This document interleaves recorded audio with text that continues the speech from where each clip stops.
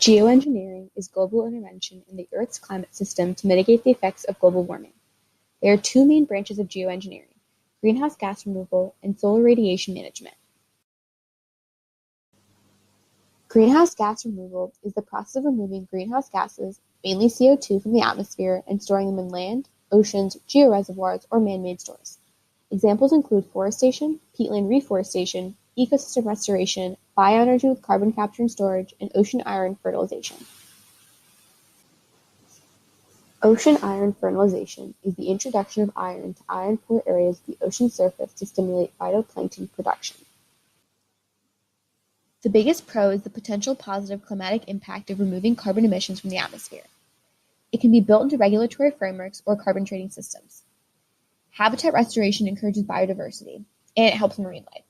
The ocean is decreasing in alkaline levels as a result of dissolved carbon, and adding back minerals would counteract this. Cons include the fact that expensive public goods that need collective action can be difficult across countries, as seen with reducing emissions. Resources required limit the scale of the efforts, and it creates a moral hazard. If carbon emissions can be removed from the Earth, why try to reduce them via sustainable business practices? The second type of geoengineering is solar radiation management. Solar radiation management attempts to reduce how much solar radiation the Earth absorbs by increasing solar reflectiveness, or albedo. The most common method is injecting aerosol, similar to ones released after volcanic eruptions, into the stratosphere with planes to cool the Earth.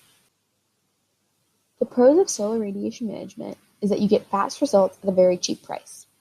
These methods would be effective in combating the warming caused by greenhouse gases, as well as protect precious sea ice. Cons include that solar radiation management does not address the levels of CO2 or ocean acidity, would be difficult to control effects geographically, and these methods could have unwanted side effects. Now that we know a bit more about its main branches, what are the pros and cons of geoengineering as a whole? Pros include that it may be cost-effective in the long run, complementary to existing global emission reduction efforts, and some methods, namely solar radiation management, could be used in a climatic emergency. Cons include that research is limited and in the early stages. It is not a substitute for climate change mitigation. Large-scale interventions can interrupt natural systems, and geoengineering reduces public pressure to reduce emissions.